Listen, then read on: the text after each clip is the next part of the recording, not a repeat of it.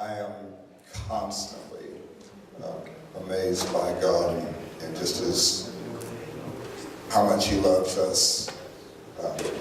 One of my favorite scriptures says that the psalmist said, God, what is man that you're so mindful of us? Yes. In all of our faults and failures, perfect God, who are we that you would be so mindful of us? Well, we're His creation. And we are the love of His life. We really are. We're the apple of His eye. I'm thankful for that. Yesterday, a couple days ago really, I was driving, and one of my favorite words is redeemed, is redemption. Because that's what we've all been redeemed. You've probably heard me tell the story about the Coke bottle laying on the side of the road back in the 70s that we would look for so we could redeem it for money. And they would, the manufacturer would take what had been cast aside and fill it back up and put it back in circulation for use. And that's just how we are. God found us, redeemed us, filled us, put us in the kingdom circulation so that we might be used vessels again. But anyway, I had texted somebody the words to this song. And I said, this is your theme song. And after I thought about it, I thought, it's all of our theme songs. Every one of us in this room. And you'll probably know the song, or it may sound familiar, but listen to the chorus, the words to this chorus. Seems like all I could see was the struggle, haunted by the ghosts that lived in my past, was bound up in shackles of all my failures, wondering how long's this going to last. Then you looked at this prisoner and you said to me, son, stop fighting a fight that's already been won. That's right. All my life I've been called unworthy. I've been named by the voice of shame and regret.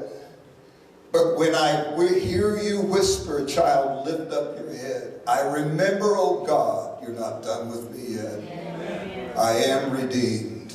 Yes.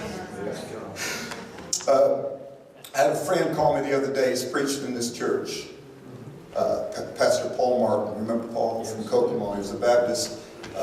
Just an amazing friend of mine. I worked there at the church before I came on staff here back in 97 or 98. And he called me the other day and talked to him for a while. And I had missed him greatly. And he had since retired from pastoring, which was a shock to me. He was just an amazing guy. And he said he had went to a church in Indianapolis, about 8,000 people, and he said, I'm just going to work in the altars there and just going to find a different venue for where God wants to use me. And he said, I'm working at Home Depot now.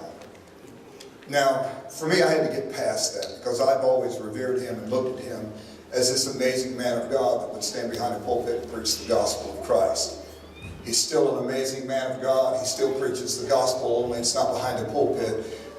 He said, I have found a brand new venue, a brand new world to minister the gospel of Christ. Here's a guy that's been to seminary, been to college, pastored a successful church, and now he's working at Home Depot, finding a brand new venue to preach the gospel to the kingdom. He said, Brad, I can tell you story after story after story of how God has led people into my life, and I've spoken to them. And he said, I just want to tell you this one. He said, the other day I ran into a Buddhist. I think he was a guy that he showed me his picture of his house and his altar inside one of his rooms. He had resurrected 250 statues to the various gods that would supply his needs. Without missing a beat, Paul said, that's interesting. He said, I serve one God that supplies all my needs. I'm so glad that I don't have to get confused with which God does what in my life. That I can kneel to the one who found me, paid the price for me, saved my life, and He's my Jehovah Jireh, Rapha. He's everything I could ever name. But He's just Jesus in my life, and I'm so thankful for that this morning. I love this church, and we're glad to be here, John. When you drive down to the countryside,